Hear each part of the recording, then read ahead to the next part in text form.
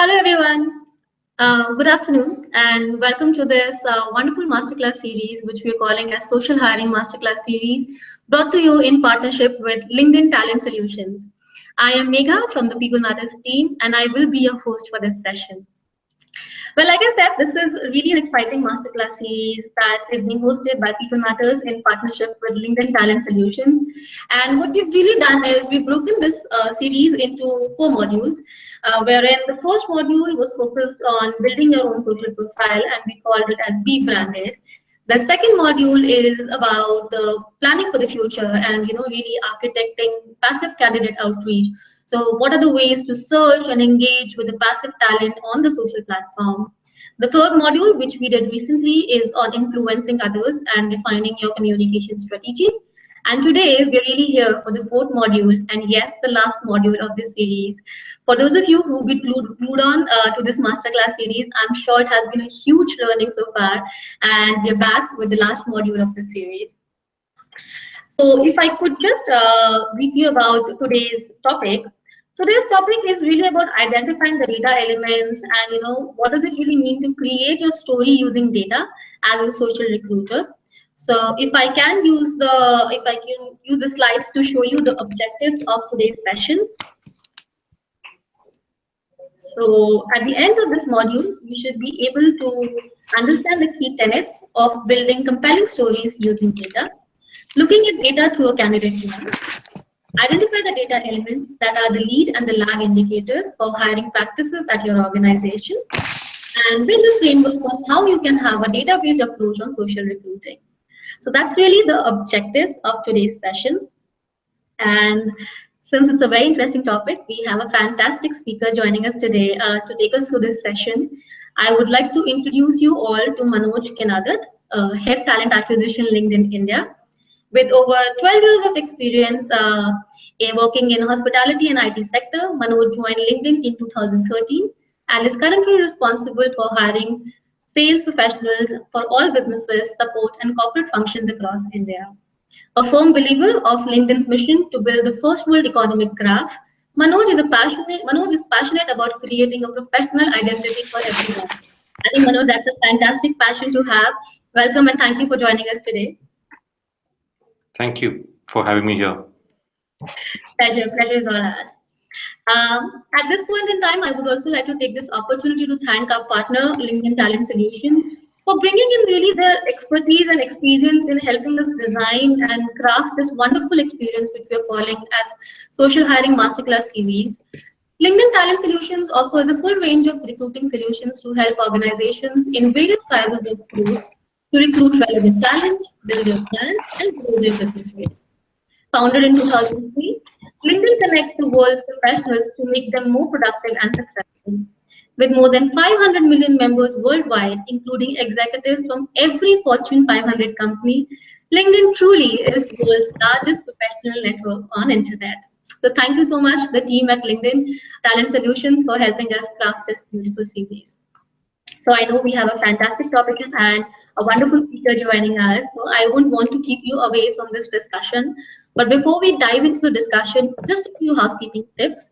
We have slotted some time at the end of this conversation to take your questions. What you can probably do is put in your questions in the comment section that you see on the right side of this window. And maybe the questions can keep on flowing during the conversation also, and we can pick them up at the end of this session in the given time that we will have. Also, the recording of this video will be available later on the People Matters platform, so you can access in case you face any technical glitches in between. You can access the recording later as well. And at the end of the module, you can also expect a feedback form, and it would be fantastic if you could just spare 2 minutes to share your feedback with us to make the sessions more insightful and impactful for all of you. So with that, without much further ado, I hand it over to you, Manoj, to take us through the wonderful conversation that you have planned for us. So over to you, Manoj. Perfect. Thank you. Thanks to the People Matters team for this collaboration with LinkedIn in taking this topic to this larger audience. Good afternoon, ladies and gentlemen. It's always an honor and a pleasure to share more about what you know and what you've been practicing. And when you know that you have a like-minded group of people on the other side of the phone or on the other side of the room, it makes it much more exciting to talk and share about your experiences. So storytelling, I'm a great fan of storytelling. And at LinkedIn, I've been fortunate to be here at LinkedIn as an organization who believes in the same. So today, what I really want to achieve is to make sure that I share my experiences of what storytelling meant to me and what some of the successes that I've seen when I use storytelling in my day-to-day role as a recruiter, as a talent leader, in talking to the candidates or even talking to my business leaders. If if you were to take a moment right now and reflect on, let's say, last 10, 15 years, all of us will have that one moment. Uh, could be a story, could be someone whom you met, could be a movie for that matter, right? Which has stayed with you for such a long time. Not sure how many of you have gone back and thought about why do I still remember this story? Or why do I still remember this movie? Or why do I still remember this particular conversation that I had with someone? If you take a step back and give it a serious thought, you will realize that it's because of one simple reason. That story touched you, right? That experience that that person shared, or the movie or the book that you read, that resonated with you. And that's the power of storytelling. So today, what I would like to achieve is purely taking that concept into the world of recruiting and see how do we use data wherever we can and craft a story around it. And how do we take it to our partners, whether it's business leaders or candidates, in making sure that we as talent advisors or recruiters are successful in what we do. So considering we are talking about storytelling, I would love to start with a story of mine, right? And trust me, it won't be a long one. I'll keep it short. Having said that, before I jump in there, I really want to take a moment to share some data with you. Now, this data, it is part of the research that LinkedIn did. I'm sure most of you would know about the talent trend analysis or the reports that we launch year on year. And there are some key findings from this report that I would want to call out before I share my story. So the research very clearly says that almost everyone out there would love to know more about the job opportunities that you have in your organization. More importantly, this is something which worries me, saying that if 90% of the talent out there would love to know about the new opportunities, the situation that they are in is they don't know much about the organizations. And that is holding them back in applying for a role. And that is concerning. Finally, if you were to really look at it, what is one of the biggest concerns which talent leaders are facing? If you look at the slide here, a good 58% of talent leaders who took this survey in India felt that they are not able to differentiate themselves from the competition when it comes to talent. And all of you hire in this highly emerging and competitive market called India. And you know how difficult is it to attract the right talent for the role in your organization. So that is a worry that most of the talent leaders are facing today as well. So if you were to look at these three data points, what does it tell us?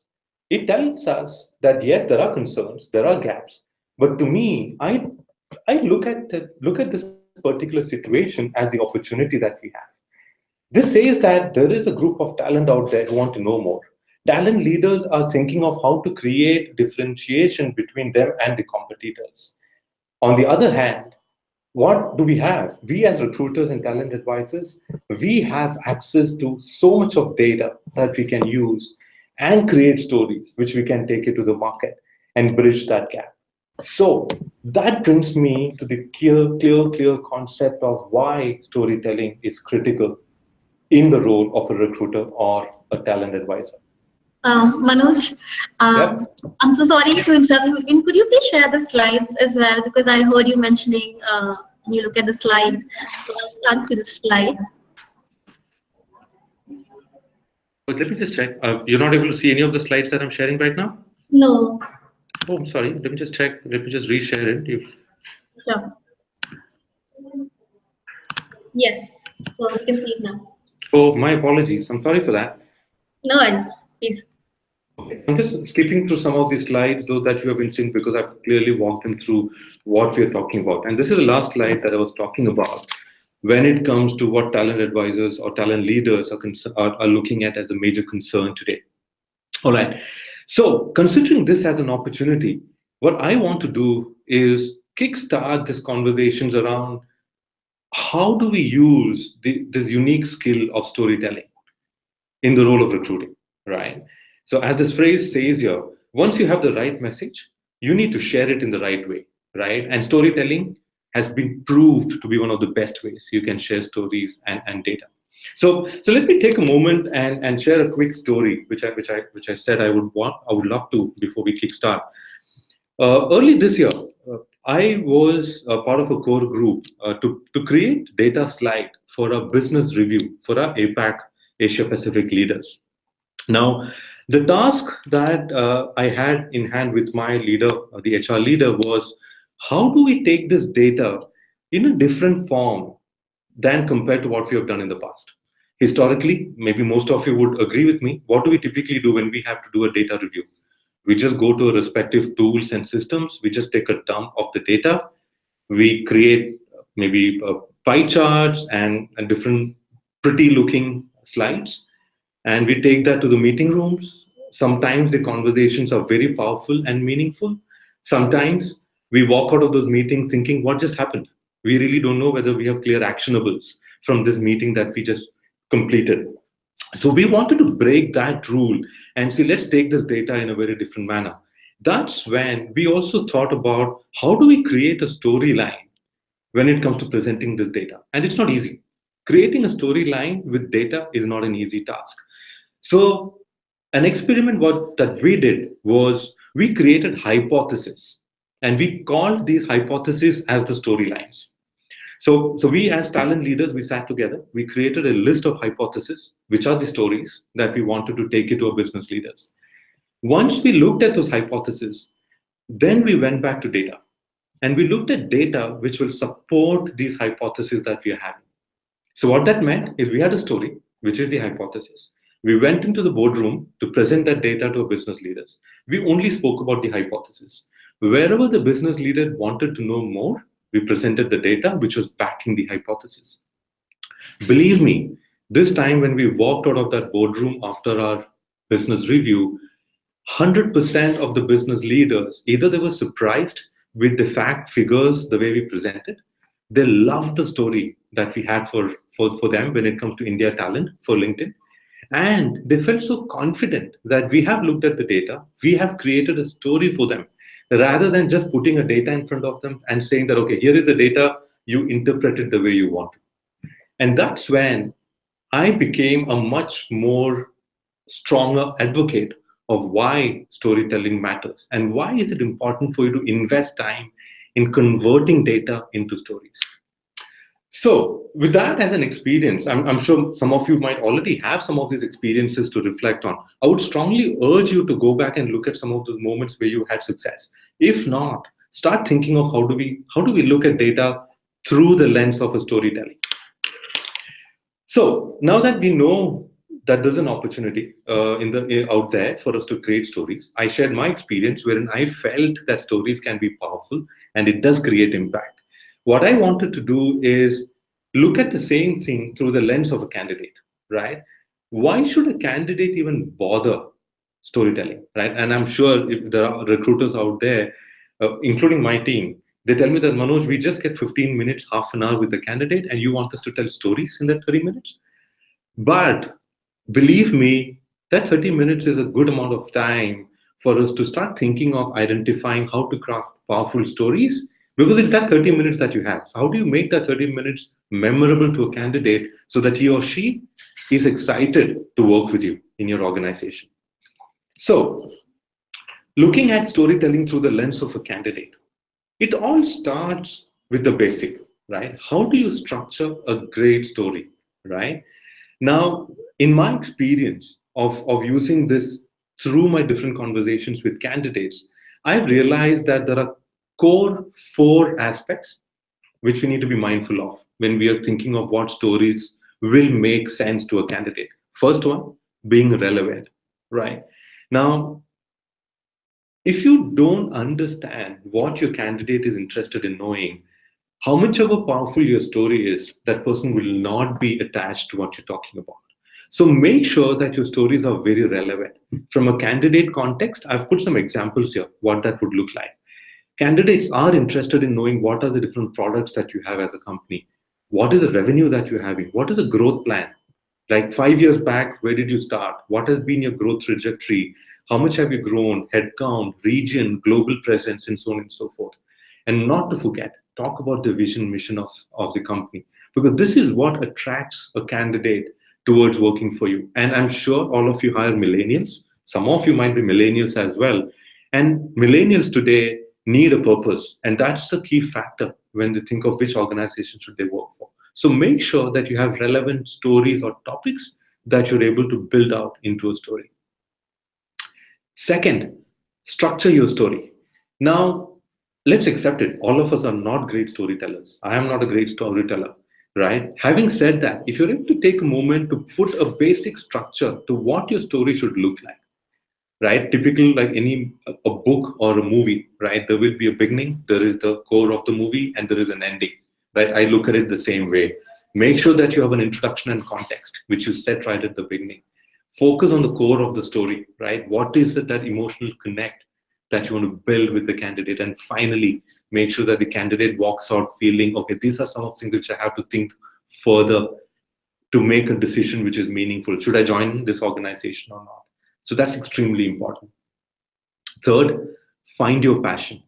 Now, if you, again, right, if you don't believe in a particular topic or a story, you will never be able to bring in that emotion in the way you are talking. So having passion in the way you communicate that story is going to be extremely critical. Don't create stories for the sake of creating stories. And I've experienced some of those instances wherein people have just cooked up some stories for the sake of it. You don't need to do that. You will find enough and more stories and examples in your organization which you can pick up, learn, and have it as a sharing with your candidates. So make sure that they're authentic. Make sure that they resonate with the person on the other side of the phone or other side of the table, which is going to be important. How much ever possible, try and make your stories very personal, right? It is difficult. So get a bit vulnerable. Try and see if you're able to share your own stories, right? And that brings in a lot of passion by itself. Fourth, very important, you need to know when to edit. Don't just create one story and take it to every candidate that you're talking to. It doesn't make sense, right? What is important to me is not necessarily important to a person B, right? So you need to understand what is important to Manoj, and let's make sure that we share that particular story with Manoj. Let's not talk about what a person X would like to know. So I call it drop the script, right? Don't just walk into a call with a script, and irrespective of what the other person wants to know or hear, don't just start talking through what you want to. Now, this becomes the core of a storytelling. But what lies on top of all of these is what I call it, be yourself. Now, being yourself puts in a lot of magic in the way you talk about a story. And I've put in a couple of lines here in terms of what I mean when I say be yourself, right? It doesn't come to all of us naturally. Storytelling, you're not born with being a great storyteller. Having said that, right, you will not become the best of the best storytellers in the world as well. Say, for example, you may not become a Shakespeare. But what you definitely can do is learn skills, right? And you will be aware of what makes some of these storytellers great.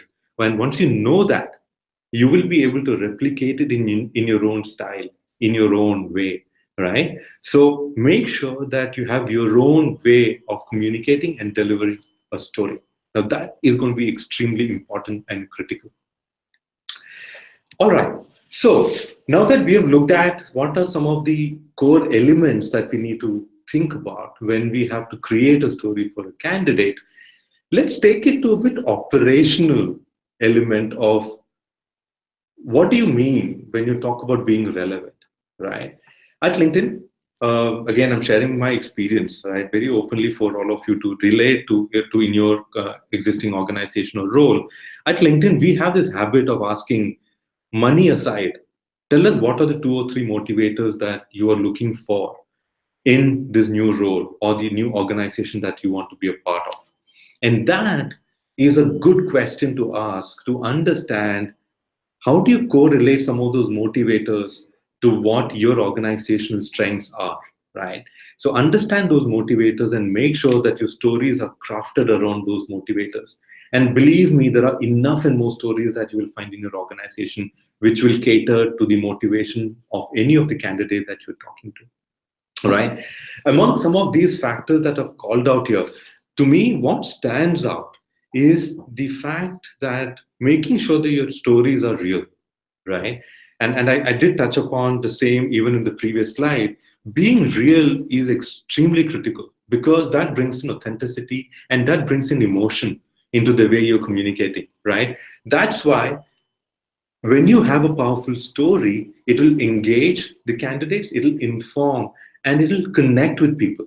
In a very layman's language, stories create stickiness. And that is what makes you a strong talent pool when it comes to an organization, right? And that addresses the need which our talent leaders are struggling with today in terms of differentiating yourself from the competition, right? Make sure that your stories create stickiness with the candidate and the organization.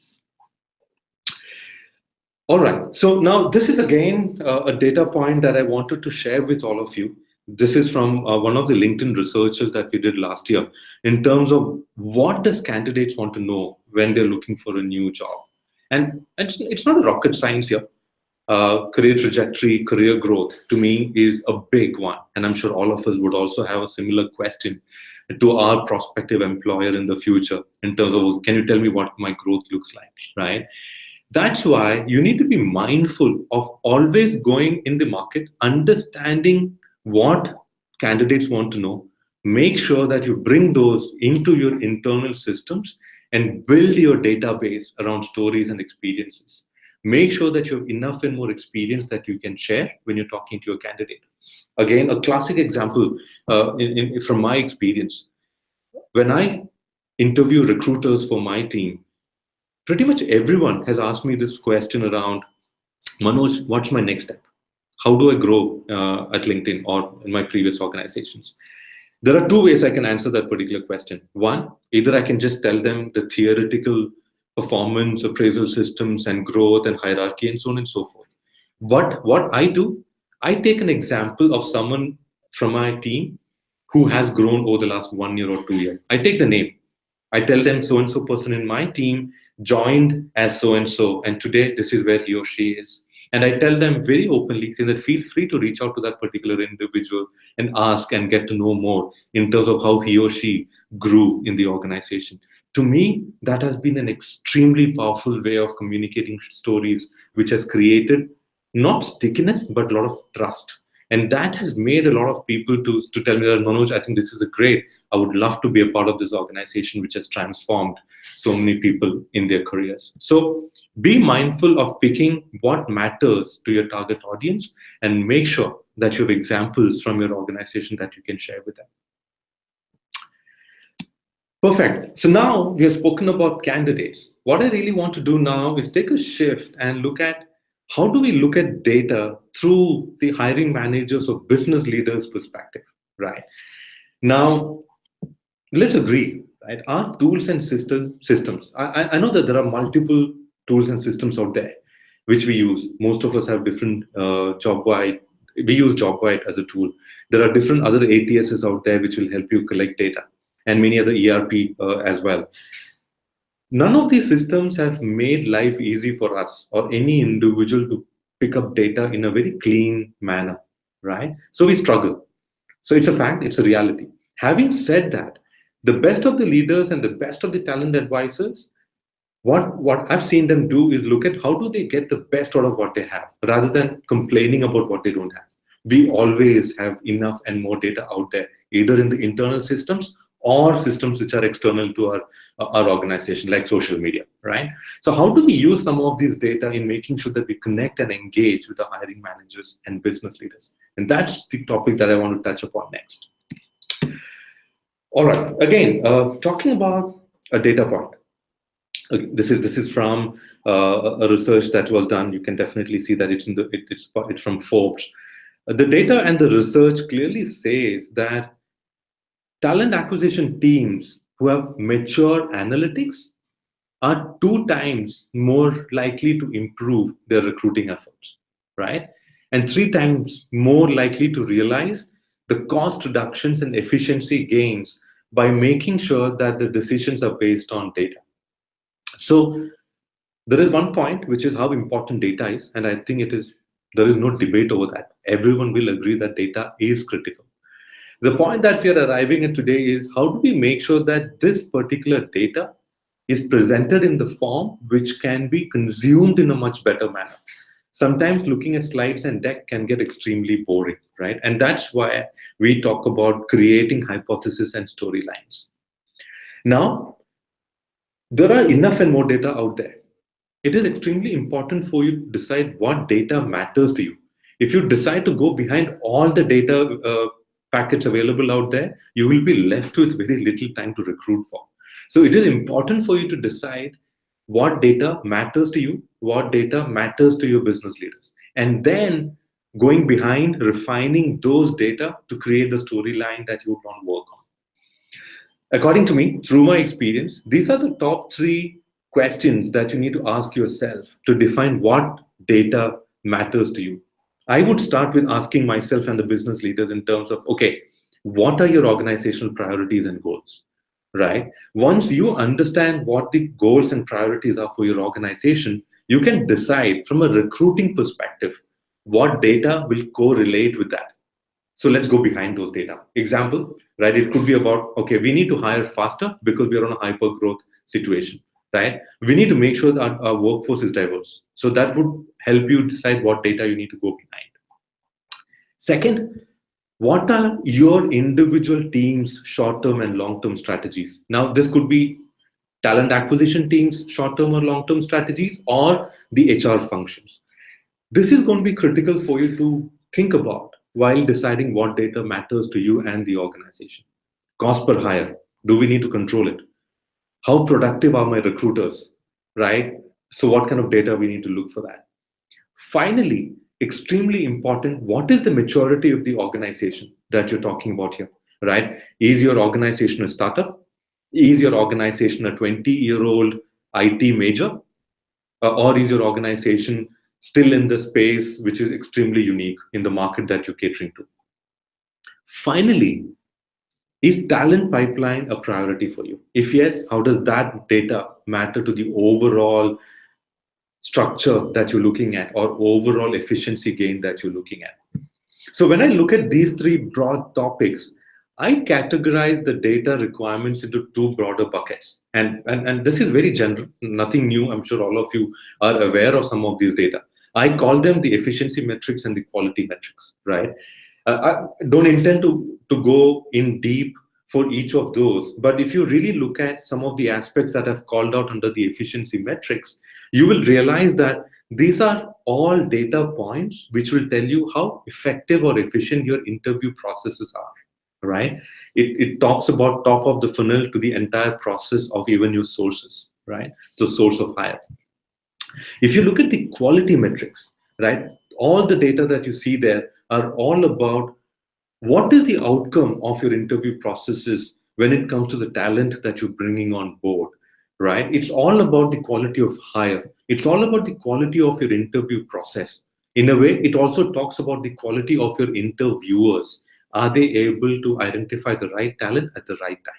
So to me, these are the 2 broader categories under which most of us or most of the organization collect data today, all right? I wanted to take it a step further and share with you what could mean a great from a good, right? And in no way, right? And don't take me wrong. I'm not saying that the organizations who do these efficiency metrics or quality metrics are not doing a great job. They are. However, with the changing trends that you're seeing, it is extremely important for you to think about what are some of the unique data points that you want to go behind, which is going to differentiate you from a regular, normal talent acquisition function in any other organization. And to me, right, and this is my view, these are the top 3 data points which will make you different, right? Clearly, talent pipeline. All of us have been talking about talent pipeline, and I'm sure all of you know that this is like a hot topic in the market. But how many of us really invest time in looking at what is the health of your talent pipeline? A lot of us do talent pipeline initiatives, but I really don't know how many of us go back and evaluate the effectiveness of that data or the efforts that you're putting in. So for me, finding ways to create a very strong data process or a structure which will tell you what your talent pipeline looks like is going to differentiate you as a talent leader from many others in the industry, or even as a recruiter in the industry. Retention metrics. In a way, we call it as the quality of hire, right? We talk about it. There are different definitions which people have in terms of how to evaluate the quality of hire. I call it the retention metrics, right? How do you make sure that the new hires or the new talent that is coming on board, how are they performing? Are you clearly looking at that performance and bringing learning into the recruitment process? Some are not. But a good point to think about. And finally, CSAT. Having said that, to me, that is an extremely important part of it. And I know that I will touch upon it when we talk about social media as well. Today, social media has become an extremely important part of an organization's brand in terms of how you attract talent. And that's inevitable. And if that's what we're trying to do, if you're not tracking your candidate satisfaction, right, you're not going to be successful. So organizations who are consciously investing in evaluating how their candidates talk about them, talk about their interview process, and take effective corrective measures around against it is going to be much more successful as we move on. So to me, these 3 metrics, worth giving it a shot if you have not been doing it, and make sure that this is part of your future data analysis. And I'm pretty sure that you will start seeing the impact some of these data can create in the way you're looking at your performance and how you're partnering with your business leaders and your larger organization. Perfect.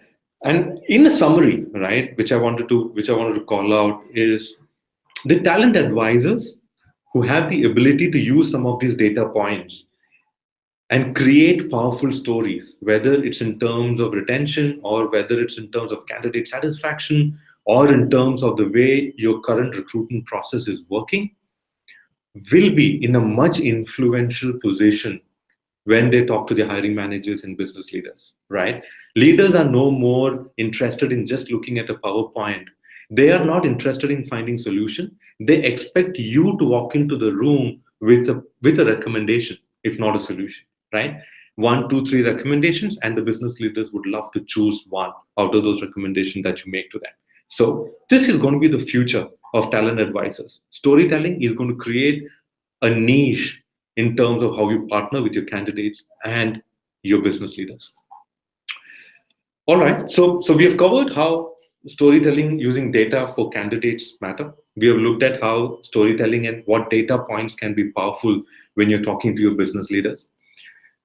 The last topic that I wanted to cover today was around social recruiting roadmap. Now, the intent of talking about social recruiting roadmap is going back to what I said, right? Social recruiting is no more a good to have. Social recruiting is a must have. If you want to differentiate yourself, if you want to attract the best talent for the roles that you have in your organization, you need to make sure that social recruiting is a part of your overall talent strategy. Now, many organizations have tested social recruiting. Some have seen success. Some are in the process of getting there. What many organizations don't do really well is tracking how the social recruiting is performing. It is a bit tricky in terms of calling out ROI, because as a leader, when I got convinced about the power of social recruiting, some of the questions that I used to ask is, social recruiting takes a lot of time, right? I don't know whether this is efficient and effective. First question. I used to say that social recruiting is expensive, right? I used to say that my recruiters are not completely on board with the concept of social recruiting. So it is not very motivating for my recruiters. But if you really look at the impact of social recruiting, there is a very clear way you can use data and go back to this larger team and your leaders and say that, okay, see, this is the data and this is why social recruiting matters and why we should continue to invest and focus on social recruiting. Again, I want to call out what you should cover under social recruiting is purely up to you. It's purely up to the focus and the goal that you have as an organization. It is all about the employee value proposition that you have and what is it that you want the market or the industry to know your organization has. So when we talk about social recruiting roadmap, I wanted to follow this particular workflow that we have as a part of a social recruiting process, right? This is a typical social recruiting process that we talk about, right? You start from building your social strategy, and it goes all the way up to how do you measure and how do you monitor or even adapt the social recruiting practices. What I wanted to do is quickly call out on 4 particular steps in the social recruiting life cycle. And why am I doing it? To me, these are the 4 critical areas where you have an opportunity to identify how you want to track data and what data would you like to track, right? Simple. Let me just take an example among the 4, right? Let me talk about finding your audience, right? Now, why is finding your audience important from a data set when it comes to social recruiting, right? To me, if you have a bunch of initiatives in the social recruiting space that you've launched, if you're not tracking who is getting attracted to the work that you're doing, right? What is your target audience? Who is seeing the social initiatives that you're releasing or launching, right? Are you able to attract the right set of people to follow your organization? What is the reach that your social media strategy is having? What is the kind of followers that your organization is seeing in terms of your initiatives? Is there an uplift in terms of employee referral because of the social initiative that you've taken? To me, tracking those data becomes extremely important for you to say that, okay, the initiatives under social recruiting that I've been running for the last 6 months is efficient and effective. That's where you need to start convincing yourself when you look at the data saying that, okay, we are moving the needle, there is an impact. So let's continue to invest in the concept of social recruiting. So be mindful of among these 4, what matters to you, right? Again, you need to know your baseline. So before you launch your social media campaign or social media initiatives or even social media recruiting, you need to understand where are you today. Only then you will know what is the delta. How much of it is impacted because of the initiatives that you've taken. So extremely important for you to take a step back. It is not just about launching a social media. It is important for you to know how you're going to track the success of social media. All right. So in my experience and what I feel as the key success factors, if you're able to track these elements, to me, you will have a clear hold over whether your social media initiatives are being successful or not. First, you need to start tracking the source of responses against your job post, right? And that's a clear indicator about, are you seeing more applications flowing from a particular source, right? Because of your social media initiatives. Yes, then you know that you're in the right direction. If the answer to that is no, that means it's an opportunity for you to go back and relook at what that means. Second, your job clicks, page views, follower base, etc. How are they trending? Are you seeing a positive trend? Is it moving? Right? If yes, that means there is an impact. How much is it moving? Is it moving at the right pace? And so on and so forth. If not, it is important for you to go back to the drawing board and see what you need to do. Third, what is the shift in spend that you are seeing from a high cost source to a direct hire, right? It may be, and this is just an example. Today, if you're spending 40% of your budget for hiring through consultancies, after implementing social media, has that come down, right? Because that's how you start shifting your money, right? You spend less in agencies and spend more in social recruiting so that you balance it out. A great way to measure. Finally, are you receiving quality applicants through social channels? One is volume, second is quality. And that's where you're targeting, and you will know whether your social media initiatives are targeting the right audience. And important for you to start tracking that.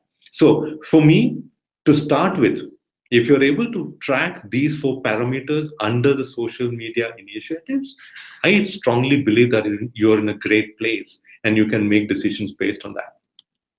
So before, I know that we are close to the end of the time. So taking a quick minute to do a recap in terms of what we spoke about right now. I know that I would have been a bit fast in covering some of those topics, but what are the key takeaways when you talk about data and when you talk about storytelling, right? What are the top 5 things that you need to keep in mind?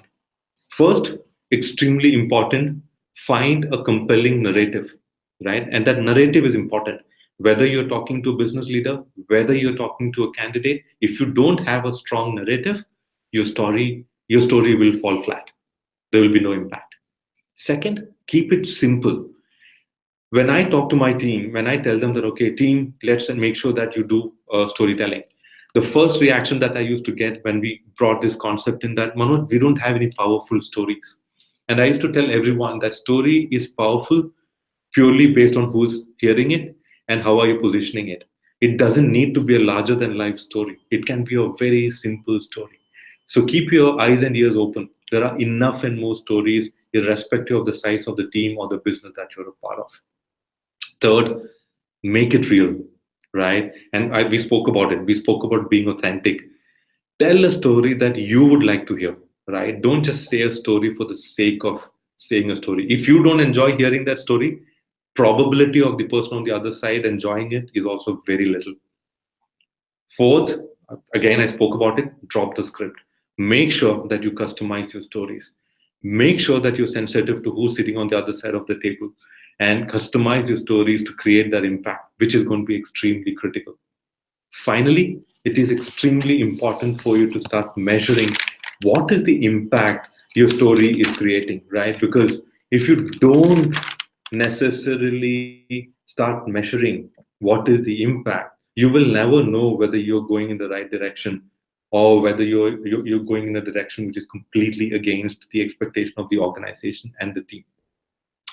So with that, I really want to just summarize it by saying that for some, crafting a story around data may seem like an unnecessary time-consuming activity, right? They might feel that if you have insights and data and walk into a boardroom or go to a candidate, they will be convinced and they will be willing to get on board with you to create what the next steps are. But unfortunately, in my personal view, this point of view is purely based on a very flawed assumption that business decisions are purely based on logic and number, right? Many a time, business decisions are based on experiences and what you talk about and what we infer from what you've experienced in the past. So with that, I will close my session. It was great sharing some of these experiences. We have a few minutes left. More than happy to take some questions that you might have. Thank you. Fantastic. Thank you so much, Manoj. I know you can't hear the audio, but I'm going to give you a clap. It was a fantastic session. Wonderful presentation. And it's not just me. I can see comments coming in on the webcast where people are saying it is a fantastic presentation. So we do have some questions coming in for you.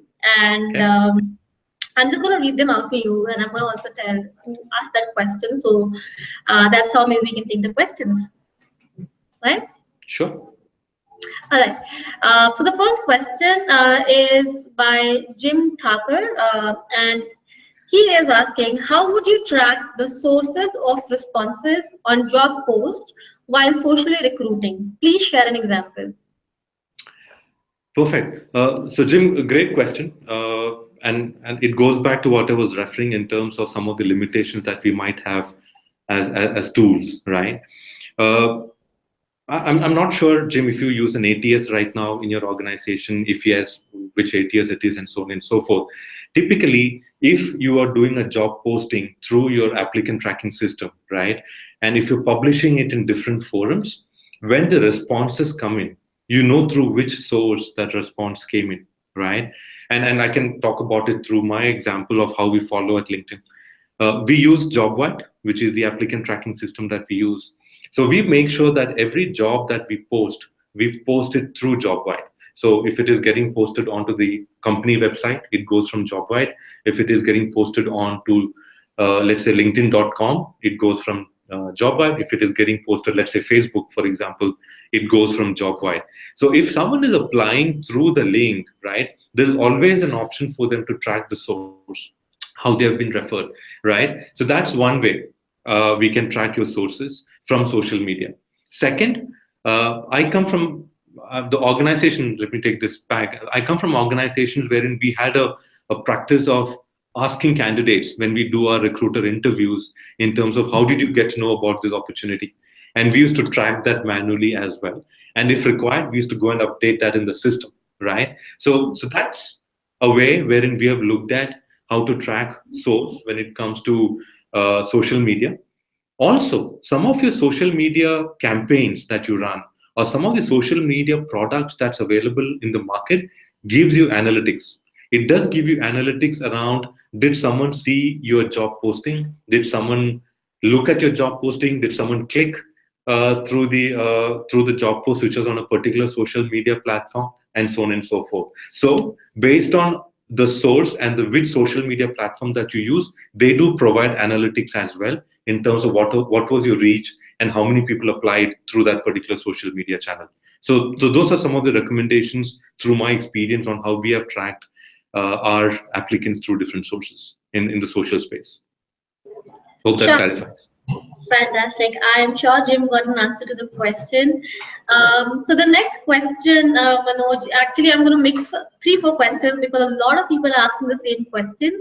Okay. But Akanksha has put it very beautifully. That just merges 2-3 questions. Can you give an example on storytelling about any campaign or initiative that is close to your heart? A lot of people are asking an example of a story that you've narrated. So maybe I'm not sure if you'll have time to present the entire story, but just a crux of the story that you presented. Any example that you'd like to share with us? Wow. There are definitely a couple of them that I talk about when it comes to storytelling on campaigns or initiatives. And Anusha, right, or whoever asked that particular question, I'll try and answer it to the best of my ability right now. Definitely more than happy to take it offline if there's a scope. There are a couple of initiatives at LinkedIn, and I'm taking LinkedIn as an example, that I very proudly talk about when I talk to my candidates. One, I talk about the focus that LinkedIn has when it comes to diversity, inclusion, and belonging. We call it DIBS. And under the DIBS program, I talk about multiple bunch of initiatives that we take when I talk to my candidates as a storytelling, right? And I've done a couple of seminars to some of our clients talking about what are some of the initiatives that we are taking. So I craft the story of how do we go about building a inclusive culture at LinkedIn, and that becomes a story that I've spoken about. That's one storyline that we have looked at in the past. Second, I use a lot of our company benefits when I'm talking to our candidates and create a story around it, right? Say, for example, at LinkedIn, we have this particular benefit called In-Day. We call it the investment day. It's a part of our culture. One day in a month, every employee gets a day, which is a paid day for them to invest in themselves. So what I do is when I talk to some of those candidates, and if they're genuinely interested in knowing about LinkedIn culture, I take one of the employees who have shared his or her story as a part of an in-day learning. I take that story and I go and share that with my candidates when I talk to them. I talk about how I went and cleaned the flyover right outside our office in Bellandur as a part of a social initiative when I talk about culture and how do we give it back to the society. And I personally talk about that as a story when I talk to my candidates. So those are some of the examples of how I've used culture benefits that happened at LinkedIn and created a story when I talk to my candidates or prospects. Does that make sense? Is that a response? I don't know. I can definitely take a follow-up offline if required. Sure, absolutely. So, Akanksha, maybe you can reach out to Manoj at the social platforms. He definitely is on LinkedIn. So just a follow-up question on that, Manoj, and I can see Kuldeep, who's a senior executive HR at RSPL Group, asking. So what he says is, if employees are much interested in only the compensation that's offered to them and not really the storytelling piece, how do you really communicate the story to them? Especially if you look at profiles like frontline salespeople, how do you attract them when it's only compensation that drives them? Well, Kuldeep, you just hit the nail really well. Well, now it's a tricky situation, right? And I'm not surprised with that particular question because that's something that we always try to debate over.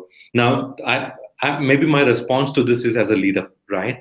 The first question, Kuldeep, that I would have for you, and it's a tough decision, and that's a tough call to take, is if a person is only interested in money or compensation, is that a right talent that you want to hire for your organization, right? So that's my first question for you, right?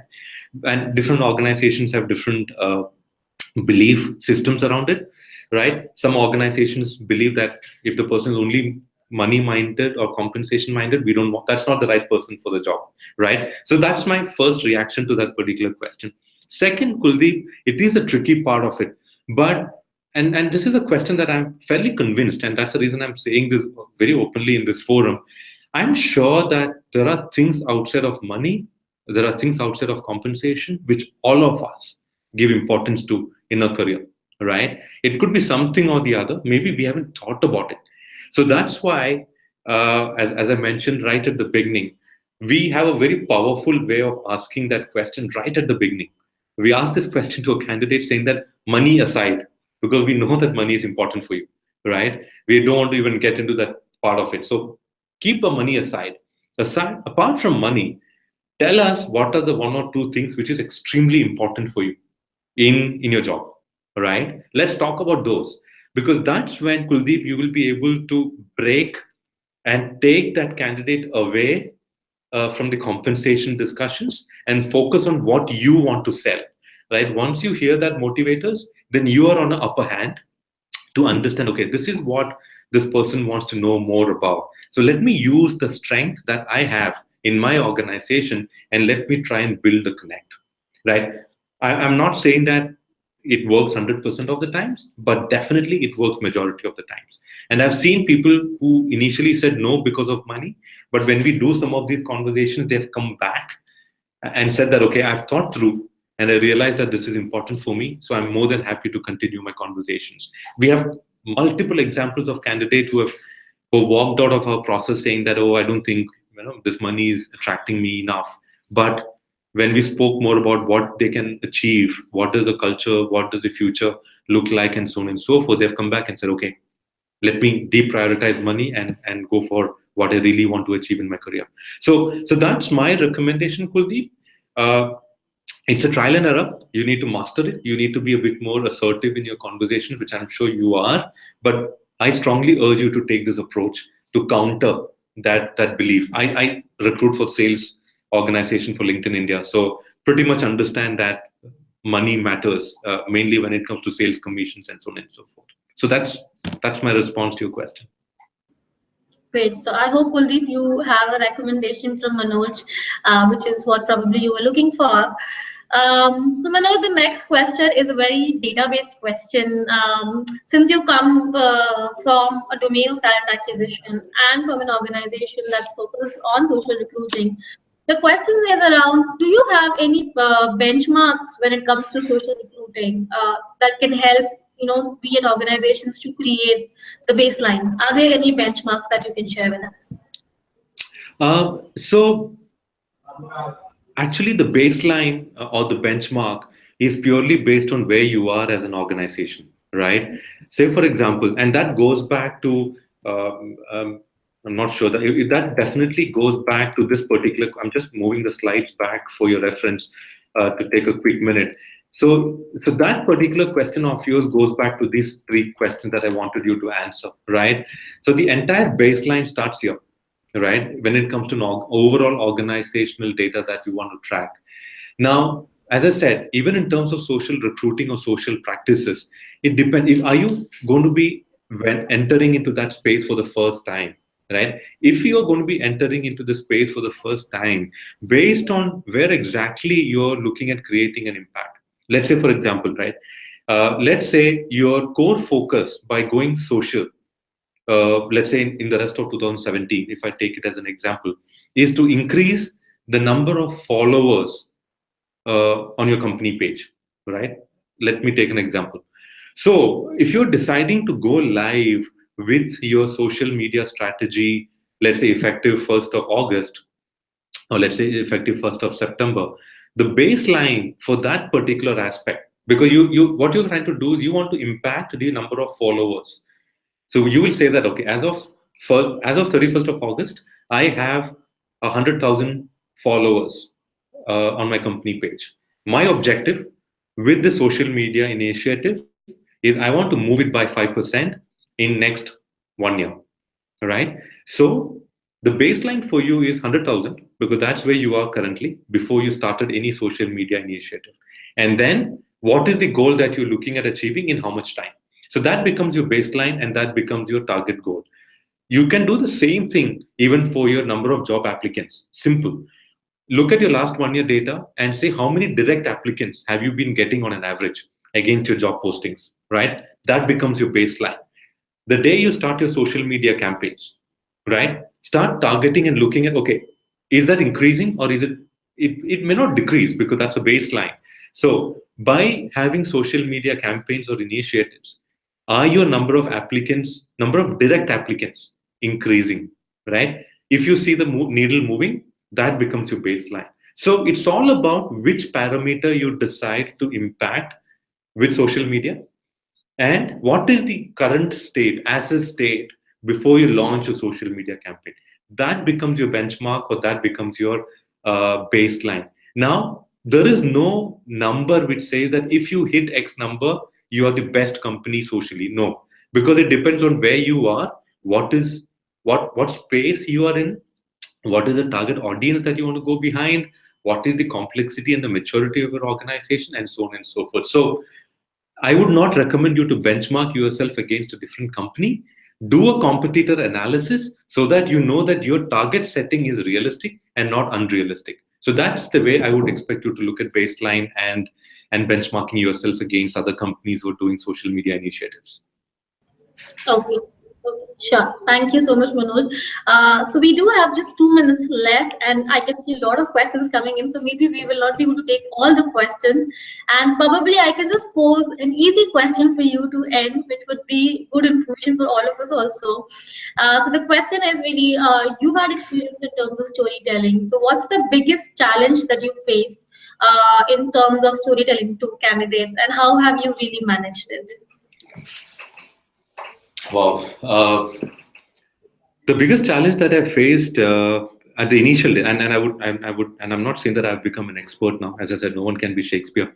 But if I look back, maybe a couple of years when I was beginning my journey to become a storyteller, I used to struggle in identifying the right stories, right? And to me, that is the most difficult part. Being able to pick the right story, being able to narrate it in a very powerful manner are the two things which I felt extremely challenging during the initial days when I was trying to practice storytelling. But I realized that over a period of time, it becomes easy because most of the things that I've put out here is based on my experience. I was also a strong believer that if the story is not larger than life, I shouldn't be sharing it. But I realized that not all stories can be larger than life. There are smaller stories but very powerful. So yeah, finding the right story, being able to narrate it powerfully are the two biggest challenges that I faced in the journey of being able to master storytelling. Fantastic. Thank you so much, Manoj. I think that is something that we all face as challenge when we come to, telling stories to our candidates, or maybe in any other initiative or forum that we present our stories, especially using data. So thank you. I think that's fantastic experience to hear. And that really brings us to the closure of this wonderful session. So a special thanks to you, Manoj, for taking this session and giving us this fantastic presentation and answering our questions so beautifully. And thank you to all of you who's joined us as an audience and participating so enthusiastically in this discussion. I would also like to thank LinkedIn Talent Solutions who's helped us in not only just this module per se, but the entire series. And with this module, we come to the closure of this series. So if this was the first module that you were attending, you can find all the 4 modules on our People Matters website, and you can go through all of them to be certified as a social hiring expert. And we'll also post the feedback form in the comment section of this video. So please share your feedback with us also. Your inputs are valuable to us. With that, I close this discussion. Manoj, have a great day. And all of you, thank you and have an inspiring day ahead. Thank you. Thank you. Thank you. Bye, everyone. Bye-bye.